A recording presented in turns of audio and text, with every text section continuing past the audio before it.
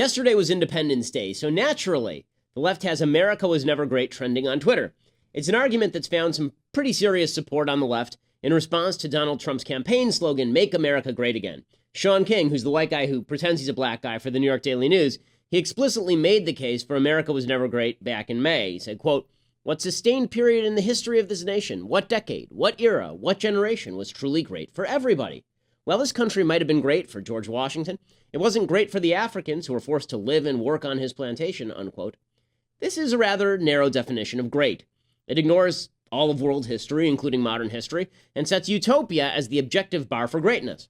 Let's instead look at America's record in context. When America was founded, no other nation on earth had the great and good philosophy America would embody.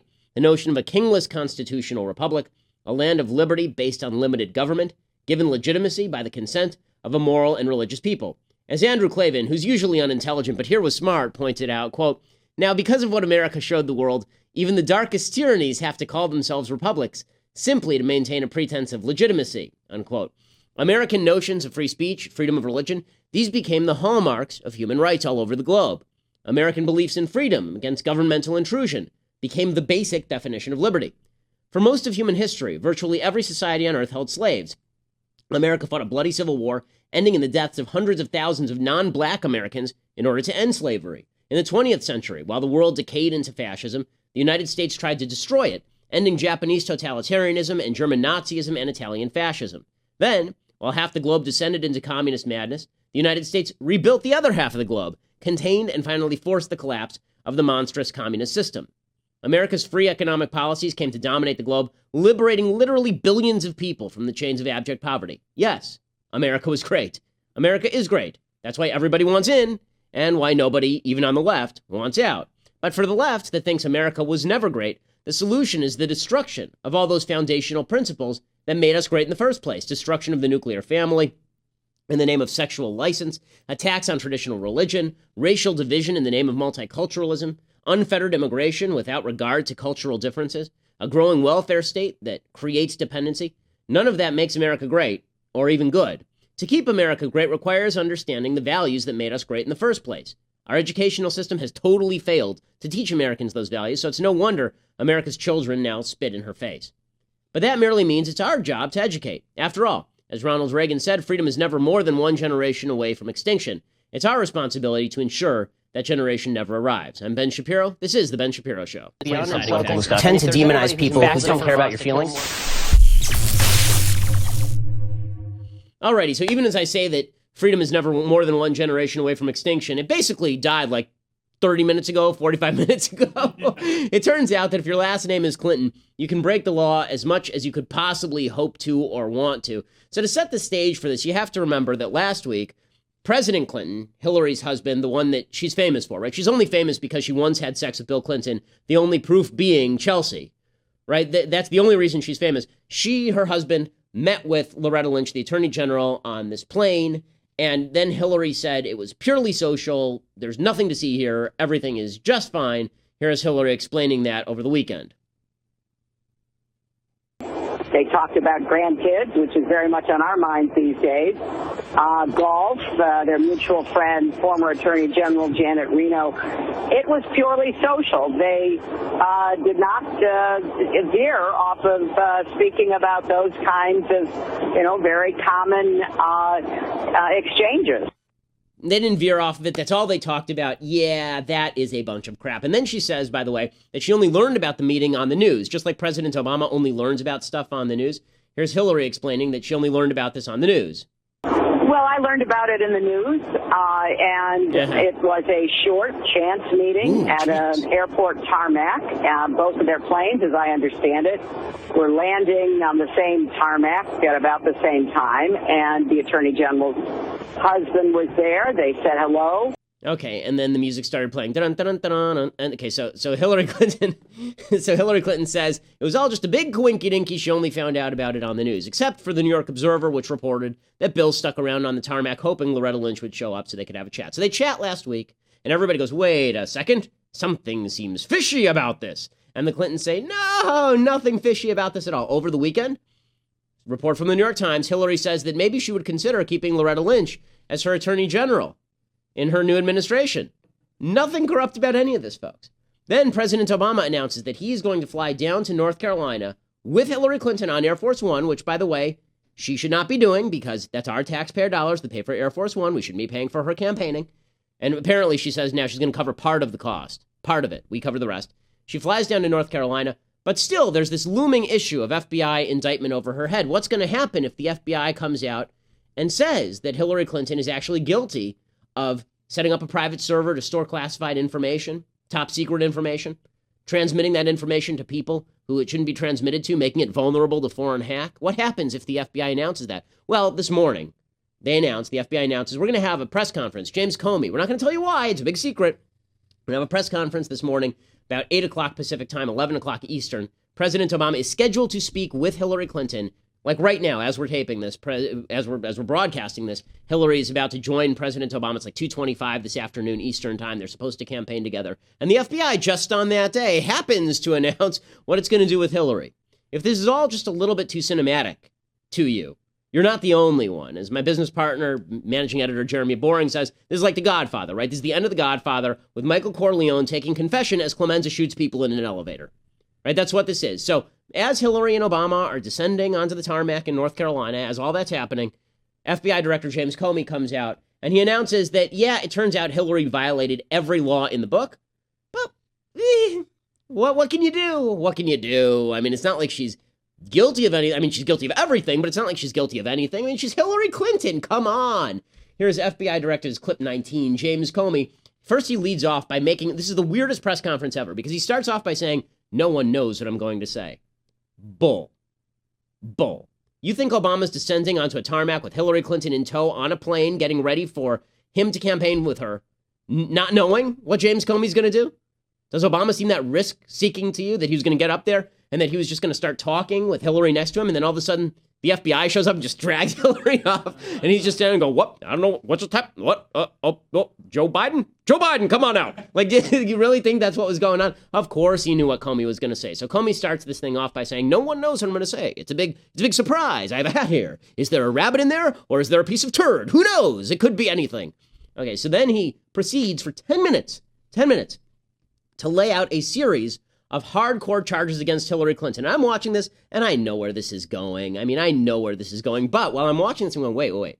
Maybe it's not going here, right? Because he lays out, the charges he lays out are so clearly felonious, so clearly violative of law, that you're thinking he's going to get to the end of this iteration, and he's going to say, and now I'm referring to Loretta Lynch, that they prosecute this case and take it to a grand jury. Remember, his recommendation and Loretta Lynch's decision, that's not even about prosecuting. That's about taking it to a grand jury to decide whether to prosecute. Right? So you think that's where he's going. That's not where he ends up going. Here is James Comey laying out why Hillary basically should be prosecuted. And then at the very end, it's like he remembers. It's like the switch clicks and he remembers, wait a second. My boss is President Obama and Hillary Clinton is campaigning with President Obama. So we're just not going to do that. So he starts off by saying that Hillary was lying about her server, which she was. Here we go. Secretary Clinton used several different servers and administrators of those servers during her 4 years at the State Department. And she also used numerous mobile devices to send and to read email on that personal domain. Okay, so that's line number one. Remember when she said she set up the private server because she only wanted one BlackBerry? You remember that? Not true, right? She had multiple devices on which she was viewing things. And by the way, she had more than one server. It wasn't just one in her bathroom. She had one in many bathrooms. Basically, any place that Bill had sex in the house with someone not her, she had a server. Okay, then Comey continues by saying, oh yeah, here's another lie, right? It turns out that Hillary did in fact transmit classified information.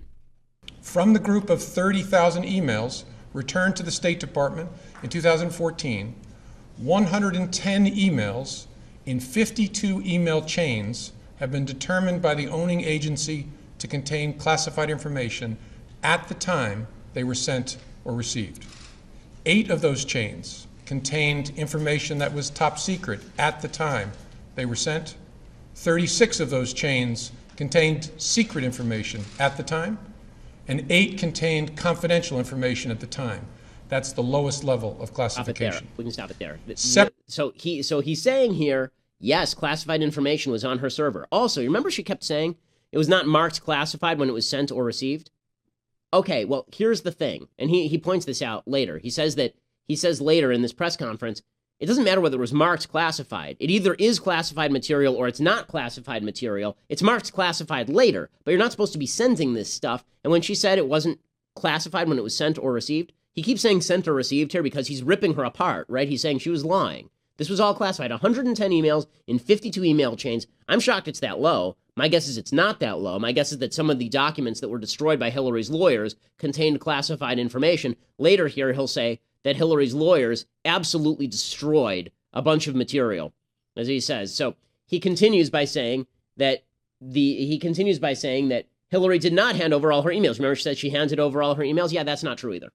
Agencies have concluded that 3 of those were classified at the time they were sent or received, 1 at the secret level and 2 at the confidential level. There were no additional top secret emails found. And finally, none of those we found have since been upclassified. I should add here that we found no evidence that any of the additional work-related emails were intentionally deleted in an effort to conceal them in some way. Okay, so I'm not sure why we're getting the cop music in the background like someone's going to come and arrest Hillary Clinton. But in any case, what he's saying there is that she didn't turn over a bunch of emails, including emails that were classified, 1 at a secret level, a couple at the confidential level. And then he says Hillary's lawyers didn't read the emails they deleted. They just went through her email chain, looked at the title of the email, and then just deleted everything. And he says we can't get those back. They're gone. There's no way to get them back. They're finished. Here's what he said. The lawyers doing the sorting for Secretary Clinton in 2014 did not individually read the content of all of her emails as we did for those available to us. Instead, they relied on header information, and they used search terms to try to find all work-related emails among the reportedly more than 60,000 that were remaining on her system at the end of 2014. It's highly likely that their search missed some work-related emails and that we later found them, for example, in the mailboxes of other officials or in the Slack space of a server. It's also likely that there are other work-related emails that they did not produce to state and that we did not find elsewhere and that are now gone because they deleted all emails they did not produce to state, and the lawyers then cleaned their devices in such a way as to preclude complete forensic recovery. What? Okay, so there's no crime there. So her lawyers went in, found emails, didn't read them, just deleted them, and then deleted them off their servers, wiped them so that the FBI couldn't get a hold of them. There's no crime there, though. There's no crime, says James Comey. And then he finally admits, here, I love that he says there's no intent. There's no intent. But it turns out that Hillary's team was, quote, extremely careless. Well, we'll point out this language here because the language of the statute under which she should be prosecuted says that you only require, not intent, gross negligence. If you are grossly negligent with classified material, you go to jail. What's the difference between extremely careless and grossly negligent? There is no difference. It's the same damn thing. If I say you were extremely careless driving and you sideswiped a kid, that's me saying you were grossly negligent driving and you sideswiped a kid. Extreme negligence, extreme carelessness, gross negligence, same exact thing. Same exact thing. But Comey says, well, she was extremely careless, but that doesn't mean she's going to go to jail. Here's him explaining she was extremely careless. Although we did not find clear evidence that Secretary Clinton or her colleagues intended to violate laws governing the handling of classified information, there is evidence that they were extremely careless. Okay. In their Pause it there for 1 second. He says there's no evidence that there was intent, right? There's no evidence that there was intent. You don't need evidence of intent. Okay, let me explain something about law, folks. As a lawyer, when it says intent, what it means under law is intent to commit the act. So, for example, if I get into a car drunk, I don't have to intend to sideswipe a child in order to be held responsible for first-degree murder. The intent lies in me having intent to drink and having intent to get in the car. Okay, if I violate prescriptions on classified information,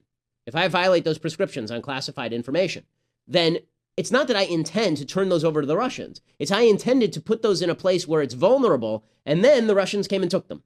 That's what intent means. No one intends for bad things to happen. People intend to do things that result in bad things. That's the standard of intent. So he's not even right on this.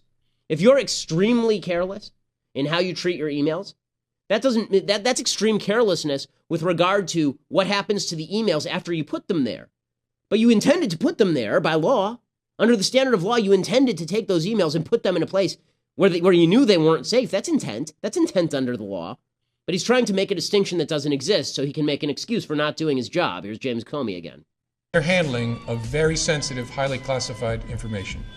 For example, 7 email chains concern matters that were classified at the top secret special access program at the time they were sent and received. Those chains involve Secretary Clinton both sending emails about those matters and receiving emails about those same matters. There is evidence to support a conclusion that any reasonable person in Secretary Clinton's position or in the position of those with whom she was corresponding about those matters should have known that an unclassified system was no place for that conversation. In addition to this highly sensitive information, we also found information that was properly classified as secret by the U.S. intelligence community at the time it was discussed on email. That is, excluding any later up-classified emails.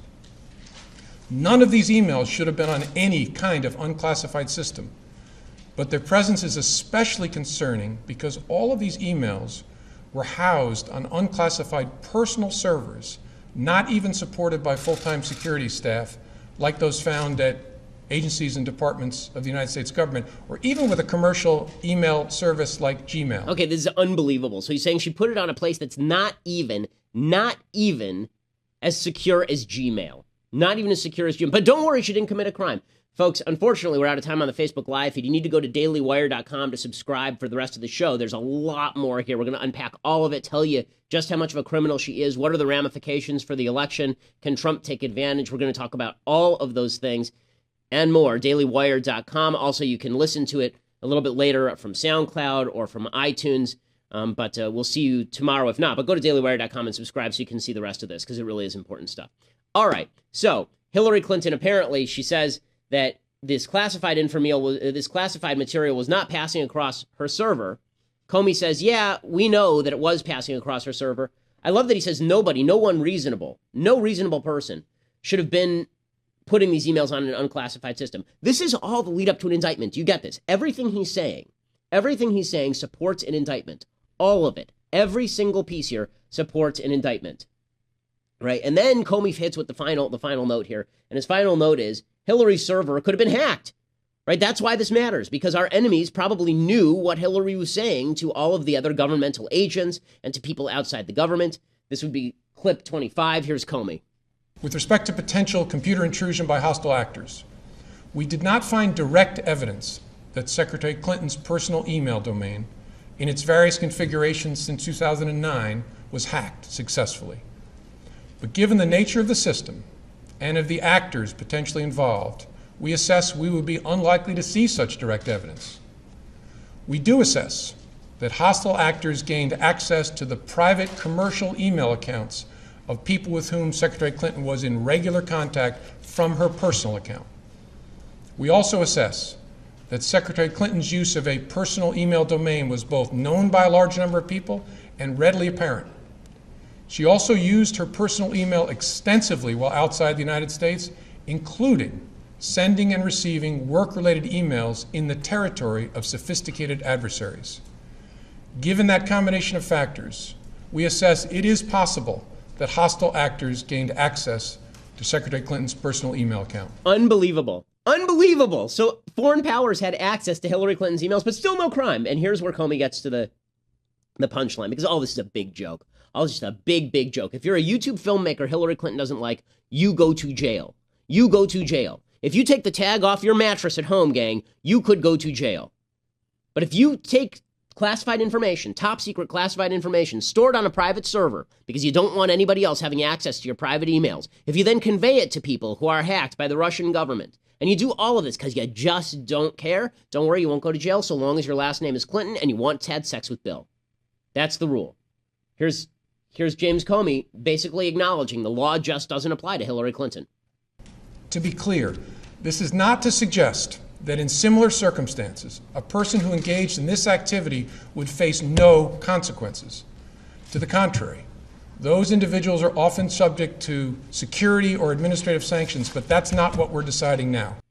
Okay, so in other words, if you're not Hillary Clinton, you're going to jail. Right? I mean, that's what he just said. He said it right out.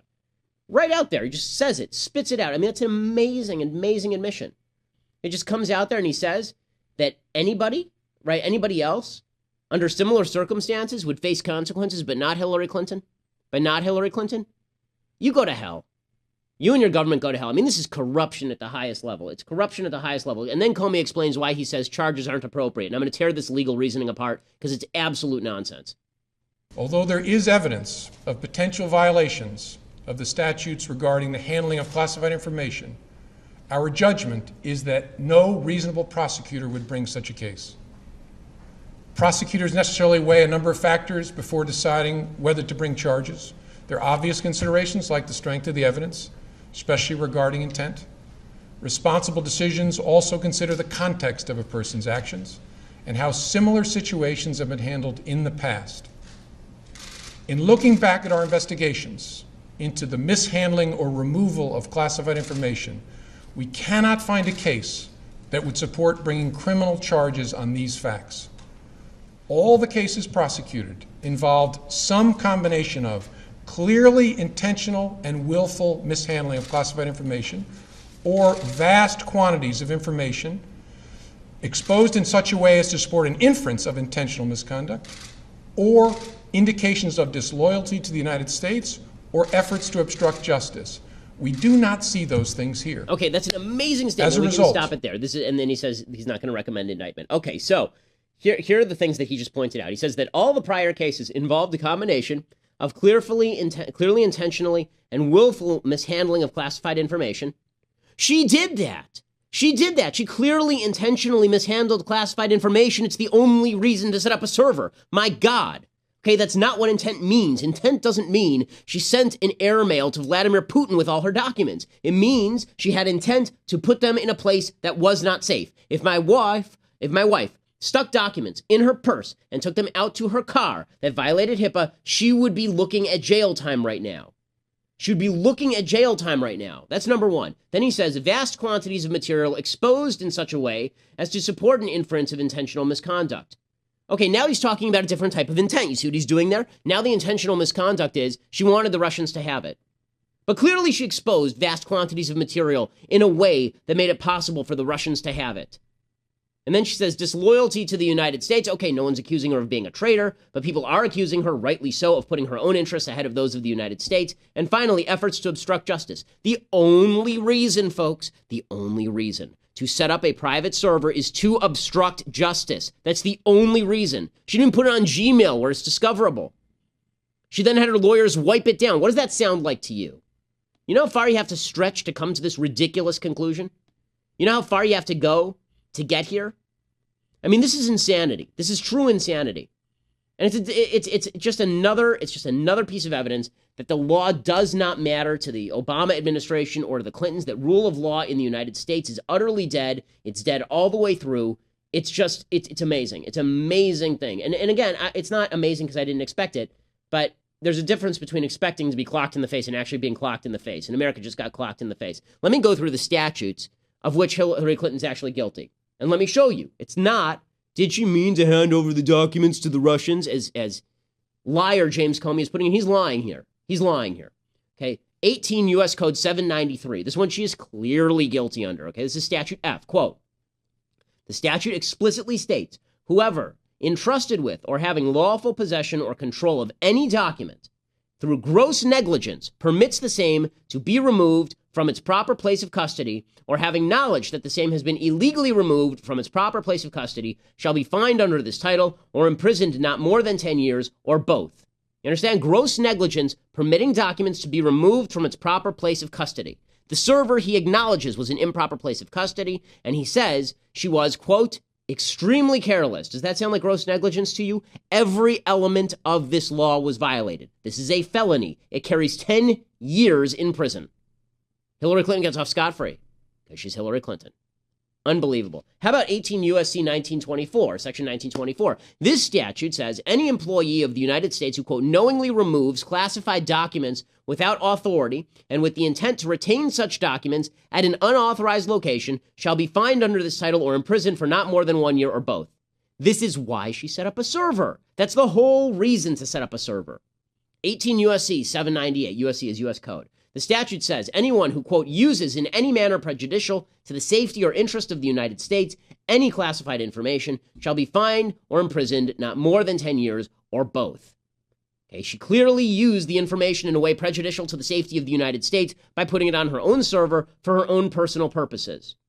Finally, 18 U.S.C. 2071, this statute says anyone who has custody of classified material and, quote, willfully and unlawfully conceals, removes, mutilates, obliterates, falsifies, or destroys the same shall be fined under this title or imprisoned not more than 3 years. We know Comey said Hillary destroyed documents. They found it elsewhere, including classified material.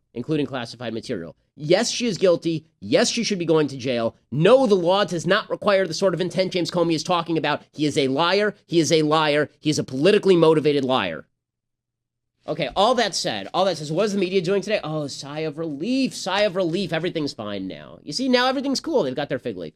This is what's so sick about the way our modern politics works. This is too big to jail, right? People have been saying too big to fail. She is too big to jail. They weren't going to put her in prison, and so they pretend that everything is hunky-dory. And I love the politicians out there today saying, Donald Trump is ripping on her. And of course, he's right. Everything he says about her is exactly correct, right? Everything that he says about her being crooked and the system being rigged, all of that is 100% true. But I'll tell you how this narrative goes for the next week. The way the narrative goes is people like me, people on the right, we point out Hillary is corrupt. She's a liar. She may have committed perjury in front of Congress. She has routinely said things that are not true. She exposed America's classified secrets to foreign nations, and the left just goes like this. Nah, nah, nah, nah. She wasn't indicted. Nah, nah. Yes, that's all they care about. She wasn't indicted. It's their fig leaf now. Sally Cohn tweeted out, well, now that she hasn't been indicted, can people on the right stop whining about it? To which I tweeted back, you haven't stopped whining about Trayvon Martin, right? And Trayvon Martin case wasn't even wrong. That case was right. I'm still looking for an explanation as to how Comey's decision here was even decent. It wasn't. Here's my theory of what happened here. My theory is that James Comey originally was going to turn over the facts to Loretta Lynch, and Loretta Lynch was going to reject the indictment. After the Clinton-Lynch meeting, it became politically unpalatable for that to happen, so instead they made Comey fall on his sword. Now, in the hands of any other candidate, this could be a devastating rebuttal to Hillary's argument that she's going to keep America safe, right? This could be a really devastating rebuttal. And it should be. And Jonathan Capehart, who's a big fan of Hillary Clinton's, and he wants Hillary to win, he hates Trump and all this. Capehart says that the meeting between Bill Clinton and Loretta Lynch was a disaster of epic proportions over the weekend. Here's Jonathan Capehart saying this. And it's clear she's trying to do two things. One, she's trying to explain how this process works because she knows that this was and remains a disaster of epic proportions when it comes to the independence and the integrity of the Justice Department. She wants everyone to understand how this process is working. Two, in the clip you showed, she talks a great deal about career prosecutors and career investigators. She's trying to make it clear to everyone, if they're willing to hear it, that she's not making the decision. Political people are not making the decision. It's career prosecutors and investigators who have been there before she got there and will be there after. So that way she's trying to make it clear that there isn't going to be any political influence. Okay, so he's saying it's a disaster for her, but it isn't really a disaster for her because the media won't let it be a disaster for her. So the media are looking for another headline, right? They don't want to print that Hillary was extremely careless with documents. They don't want to print that Hillary exposed classified material to the Russians. And they don't want to talk about any of this stuff because this stuff is awkward for them. So instead, they look for another headline. Now, what you would hope is that your candidate would not be someone who provides fodder routinely for the other side. Right? Make it hard for them, in other words. Make it hard for them. If you're going to generate headlines, generate attack headlines on Hillary Clinton. As I've said for the past couple of weeks now, if Donald Trump just stopped doing anything but attacking Hillary Clinton, then it would put a lot of pressure on people like me, the Never Trump folks. It would put a lot of pressure on people like me to vote for him. Because then the case would be pro-Hillary versus anti-Hillary, as opposed to, on one side, we've got this horrible crap show of Donald Trump, and on the other, we have this horrible crap show of Hillary Clinton. By the way, I've seen this argument today. Hillary Clinton is so deeply corrupt, you can never vote for you should certainly vote for him because otherwise you're voting for her. As you know, I don't buy that argument. Me not voting is me not voting. But even if you assume the premise of that argument, if you think that Donald Trump is going to save you from executive branch corruption and abuse, Let me remind you that a week ago he was saying that he was going to use the FBI and the IRS to investigate Amazon.com and the Washington Post so he could target Jeff Bezos because he doesn't like Jeff Bezos, the owner of the place, right? So let's stop pretending. Honestly, I think the beginning of wisdom is honesty. The beginning of wisdom is honesty. And let's be honest about something. There are no good choices in this election. Maybe there's a better choice. Maybe there's not. There are no good choices in this election. And for people to pretend that there are any easy choices in this election, that's to ignore the reality, which is that we have two Democrats running against each other. One may be better, one may be worse, but one also represents my philosophy, supposedly, and one doesn't. I mean, this is a very real balancing decision. Anybody who's having an easy time with this one isn't thinking it through. Or they're refusing to acknowledge the problems inherent in either decision. Obviously, there's a problem not voting for Trump because it's effectively not helping him stop Hillary. And obviously, there's a problem voting for Trump because it's turning over conservatism to a guy who's really a bad guy. So Donald Trump, over the weekend, he could have spent the entire weekend talking about Loretta Lynch and Clinton, and then he could have gone into this week targeting Hillary Clinton. Instead, Donald Trump tweeted this over the weekend. So here's the tweet. He tweets, "Crooked Hillary makes history," right? And it's a meme. And the meme is the history-made Hillary looking in the air photo from her website, and it's pasted over a bed of dollars. And then the controversial part, it's inside a Jewish star. It says most corrupt candidate ever. Inside a red Jewish star, it says most corrupt candidate ever. So this creates a firestorm because obviously this looks like something that he grabbed from an alt-right white supremacist website that's linking money and Judaism, right? That's what it looks like. And that's old school anti-Semitism. And it turns out that's exactly what it is. It turns out that he likely grabbed it from 4chan or from a white supremacist supporter who was pushing this out via Twitter, and they just grabbed it and put it up. Right? Unattributed, they just grabbed it and they put it up. So the media goes nuts over this. And Trump then releases a revised version of this, which has a circle on it, right? And the circle covers the Jewish star, except that they're incompetent, so you still see the points of the Jewish star in the background, because that's how incompetent this team is. So the media goes nuts over this. The media say, well, look, this just demonstrates once and again that Donald Trump is in with his white power alt-right supporters. And here's the problem. I can't really argue with that since I've been arguing for months that he is in with those alt-right white supremacist supporters. Now, do I think that this is the biggest deal ever? No, I don't think it's the biggest deal ever because I've already been saying this stuff is a big deal for months. This doesn't change anything that I felt about Donald Trump. It doesn't change anything I believed about his crap show of a candidacy or his crap show of a campaign. None of this changes anything for me. But the media decided now, of course, they're going to make this into the biggest story ever. So it wasn't the biggest story ever when Donald Trump explicitly refused to condemn the alt-right on Hugh Hewitt's show and on national TV when asked about it. Right? That is something the media will ignore. But now they have to distract from Hillary, so they bring this up. Right? So they bring this up. So two things can be true at once. One, Trump can be trafficking in white supremacist anti-Jewish stereotypes because he's ignorant. I don't think he's an anti-Semite. I just think he's stupid. And I think that he's happy to take support from whoever shows him support. And if that's the alt-right, then he'll just keep chugging along, taking their memes and acknowledging them as some sort of legitimate force in American politics. I think that can be true. And it can also be true that the media is exploiting a stupid, ignorant move by Donald Trump in order to avoid talking about the deep-seated, nasty corruption endemic to Hillary Clinton and the Obama administration. The entire weekend was basically covered, before this news broke today, the entire weekend was covered with just Trump supporters making bad defenses of this particular tweet. Here's Corey Lewandowski, who is the former campaign manager for Donald Trump and a fellow who is just a delight. I mean, he has a non-disclosure agreement. He has a non-disparagement agreement with Trump, presumably. CNN hired him anyway to give commentary, and things went wildly wrong on CNN.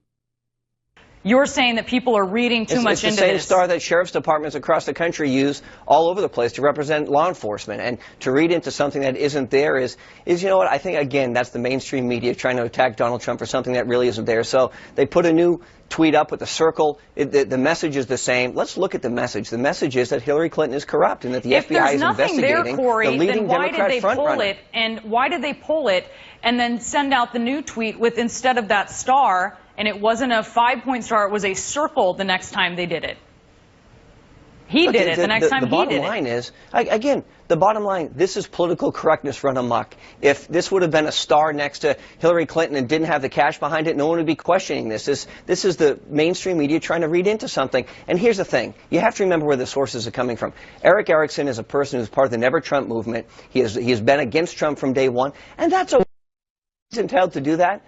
But at the end of the day, the message is very clear. Hillary Clinton is under investigation from the FBI. She went in this weekend for a 3.5-hour interview because she didn't want to be subpoenaed, and her husband is trying to intervene in this case by meeting with the Attorney General, not to talk about golf and to talk about grandchildren. That conversation doesn't take 30 minutes. The real question is the FBI going to make the right recommendation? Because if it were you or I or anyone else in the American public, we'd be indicted by now.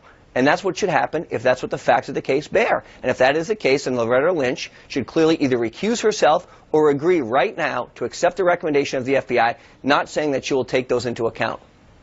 Okay, so the last part of what Lewandowski is saying is true, and this is the problem. What Lewandowski is saying at the end is true, but that's not what the media is going to run with. The media is going to run with the fact that Donald Trump can't disavow his own bad guy supporters, right? Because the media is looking for an excuse to cover Trump. Now, this doesn't mean that the media wouldn't go after Trump were he innocent. If he were innocent, they'd still go after Trump. But at least then he wouldn't be guilty. I mean, there's something to that idea. That you shouldn't be guilty of bad stuff. That you should avoid bad stuff. Right? You have Jeffrey Lord doing the same thing on CNN. And again, it's just spin, spin, spin. They're making it so easy for Hillary's team. Right now, there's a poll that came out today. It shows Trump beating Hillary by 5. Every other Republican they survey. Every single other Republican they survey. They surveyed Romney. They surveyed Kasich. I believe they surveyed Cruz. Shows them either tied with Hillary or up at this point. Trump is 5 points down in this latest poll today. And there's a reason for that. And it's because he can't keep himself under control. For God's sake, is there no one there at Trump headquarters to even be smart enough to just shut down his Twitter account? To just take control of his Twitter account? Is there no one there who's bright enough to do that? I'm not a Trump supporter, as you know. I think that Trump's Twitter account reflects who Trump is as a man. But just from a purely political standpoint, wouldn't you think that you could shut him down to the extent that you could focus on the things that actually matter? Instead, you end up with this nonsense with Jeffrey Lord. John, the number one, the sheriff's image is out there everywhere. I mean, this has been around in America for well over a century. When I saw this tweet, that is exactly what I first thought of, was that it was the sheriff's badge over money, which meant she was corrupt, which is the crooked Hillary, which is one of the themes of the campaign. You know, the whole, all of this, frankly, I think some of this is a matter of culture. Now, they took it down. I don't think they should have taken it down, frankly. I mean, I mean, if we're going to talk about anti-Semitism, then we need to be talking about why we had people on the Democratic Platform Committee right now pushing anti-Israel point of views who were put there by Bernie Sanders. But I mean, Jeffrey, hold on 1 second. Why is there division over anti-Semitism in the Democratic Party? That's serious stuff. Fine, but just with all due respect, if we're going to talk about division, I mean, I am always gobsmacked that Democrats like to play this game when they have been the party of racial division, and at the moment they're. But Jeffrey, you say Democrats. Jeffrey, hang on. This was Eric Erickson. The start.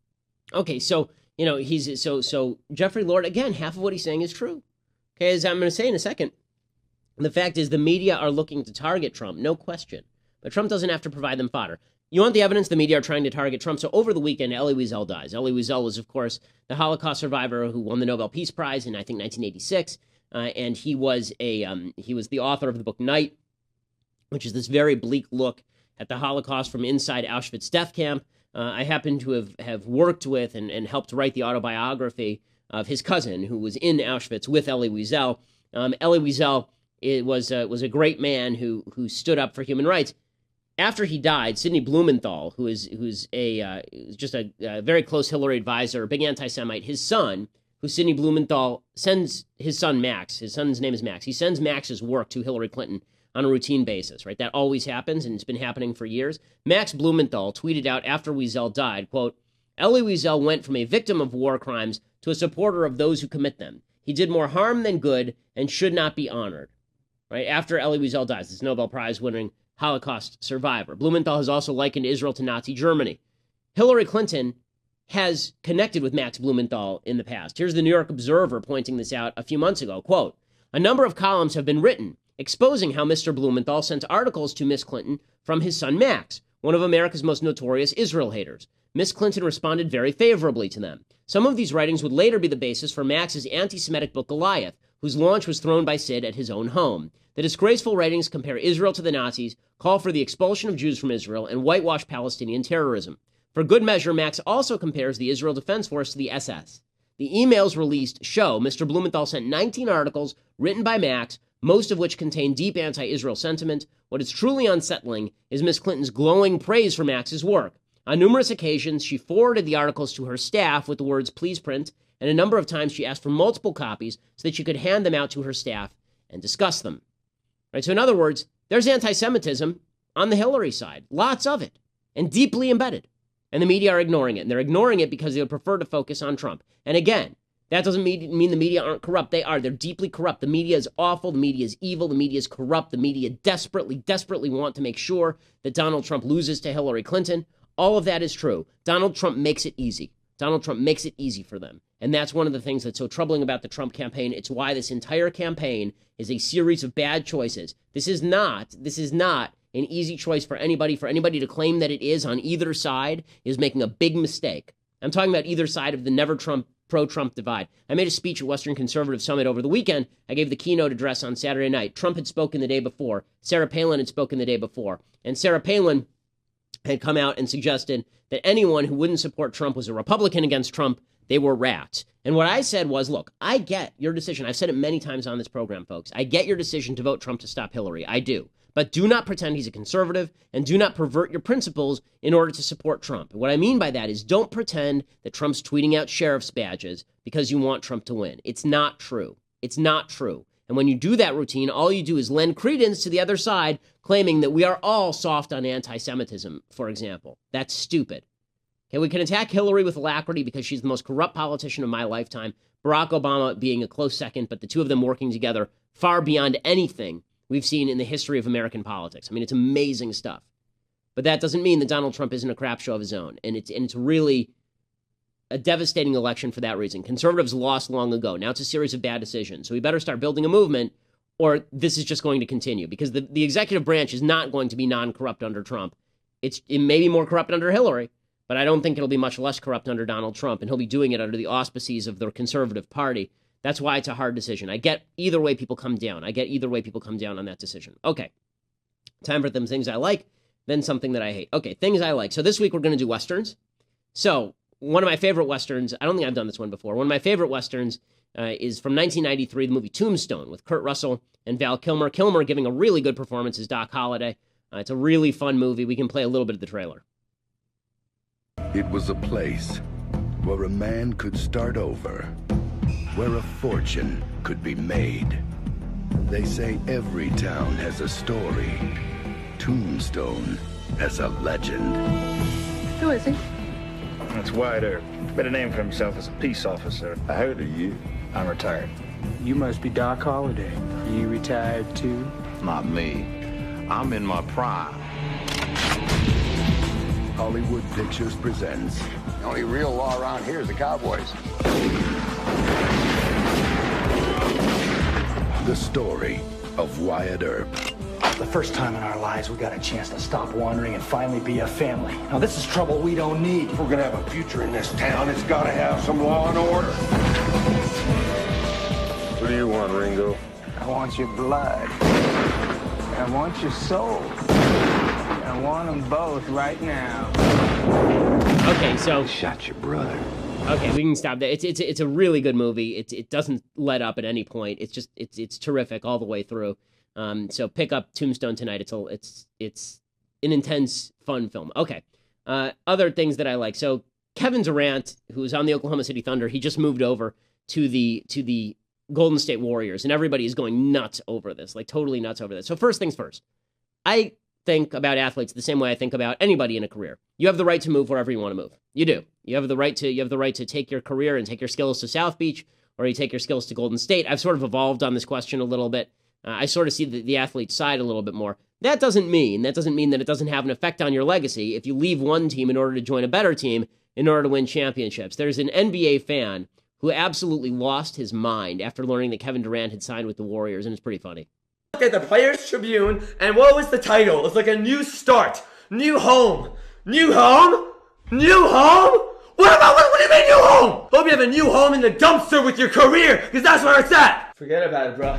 Forget about it. You've literally gone from my favorite player to the most hated player I've ever seen in a second, in a tweet, in a single headline. Well, this is the only NBA jersey I have. It's the only one I care about. But if it's not, it's the only one I used to care about. Now I care about. What is this? What is this? This isn't even real. This isn't even real. You're not even a part of this team. You're not even part of this trash No, not trash team. Your trash is not part of this great team, great organization, great city, great everything. The only trash part about it is the person that just left right now. Oh, and how dare you, even in your little article, say thank you to Oklahoma. Thank you. Thank you. That's like Draymond Green saying, thank you, Steven Adams nuts, for being there. Now I'm gonna kick your nuts. That's what you just said to Oklahoma. Thank you. Oh, thank goodness Kevin Durant said thank you. Now I can go sleep at night and win no championships. Oh, look at what Sports Center it goes just on like tweeted. this forever, gang. So listen, I appreciate fans who are real fans of sport. All I can say is I feel bad because I used to be more of a sport. I still am a sports fan, but I used to follow this stuff a lot more closely. And then as you get older and you have kids, you sort of fall a little bit out of touch with it. But I appreciate the passion of this guy, even though I think that he might need a job and a girlfriend. All right. Final thing I don't like. Okay, time for a thing I don't like. So over the weekend, there was an ad that came out celebrating Independence Day, and it comes out from the Ad Council, which is your tax dollars. And it's John Cena, the wrestler, right? He's famous for being a wrestler, and he cuts this ad about love.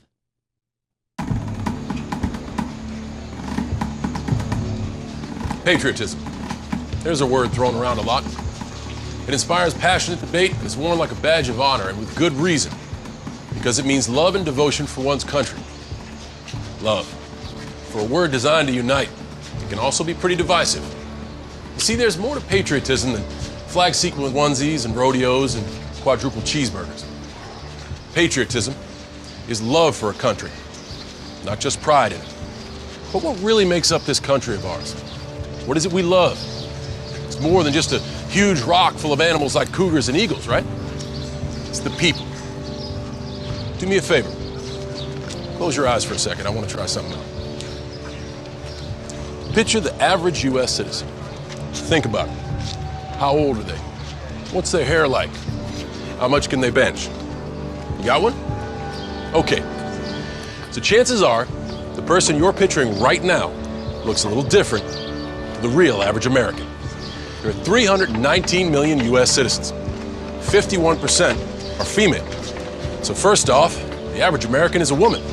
Cool, huh? Is that what you pictured? 54 million are Latino, 40 million senior citizens, 27 million are disabled, 18 million are Asian. That's more people in the U.S. than play football and baseball combined. 9 million are lesbian, gay, bi, transgender, more than the entire amount of people that live in the state of Virginia. Around 10 million are redhead, 5.1 million play ultimate frisbee, and 3.5 million are Muslim. Okay, so he just continues along these lines, just reading off statistics like this. Okay, who cares? What does it have to do with anything? Like, the world is also a very diverse place, it turns out. Lots of people, lots of different religions, lots of races, lots of genders, lots of sexual organs, lots of orientations, lots of stuff going on in the world. What does that have to do with American patriotism at all? What does that have to do with American patriotism at all? Maybe American patriotism is about the principles upon which the country was founded. You know, the things that we're busy dumping over. Like, we care about the diversity and all this shtick.